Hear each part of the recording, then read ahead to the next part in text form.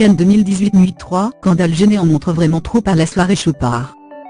On ne va pas se mentir, ils ne verront pas un seul film.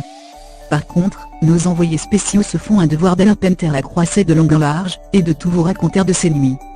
Voici la 3e. Comme chaque année avait lieu la prodigieuse et So Select fête organisée par la maison Chopard. Dans une luxueuse villa à la Croix-des-Gardes, un quartier de Cannes, ont défilé Julianne Moore, Lupita Nyong'o, Isabelle Goulart, Marion Cotillard, Irina Shayk et Kendall Jenner. C'était d'ailleurs impossible de la louper vu la tenue qu'elle avait choisie. Enfin, la tenue est prise une après-midi à Barbotter, dans la piscine de l'Eden Rock. La demi-sœur de Kim Kardashian avait visiblement gardé le bas du maillot, mais pas le haut, sous une robe très raide, transparente.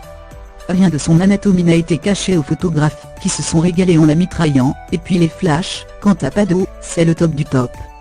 On savait qu'elle aimait se montrer, mais elle hurla. Pendant ce temps-là, la plage Magnum accueillait, elle, toute l'équipe du film Joueur de Marie-Monge, dont le très charmant Tahar, qui a passé une bonne partie de la soirée à papoter, avec ses confrères du cinéma. Étonnamment, à cette même soirée, on a aussi croisé l'ancienne chroniqueuse de Touche pas à mon poste, Capucine Nave. Perchée sur de hauts talons, dans une robe rouge, elle a tenté quelques timides pas de danse, sans grande conviction. Fabrice Eboué, lui, a fait un rapide tour du propriétaire sans se laisser tenter par un bâtonnet glacé. Pedro Winter, le producteur des Daft Punk et de Justice, faisait lui aussi partie des invités. De quoi déclencher une folle rumeur, et si le duo casqué débarquait ce week-end sur la Croisette? Sur le chemin du retour, on a repéré John Nollet, le coiffeur des stars, Vanessa Paradis, Monica Bellucci, Emmanuel Béard ne jure que par lui, en grande conversation avec un ami. Quand on a soudain aperçu quelqu'un en train de courir, au beau milieu de la nuit, Brahim Zeba, visiblement très à la bourre pour son prochain rendez-vous.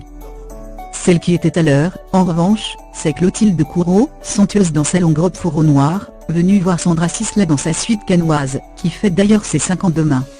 Statue Ned. Bilan de ce 3e jour à Cannes. 22 000 pas, oui ça va, c'est bon, on commence à fatiguer, 20 nouvelles rencontres, 40 bises, 52 paires de mains serrées, 4 litres de salive par journaliste et de petites nouvelles, dont on se serait bien passé, des belles ampoules en pied. Du coup, en plus de la pyrine, faut vraiment pas qu'on oublie les pansements de main.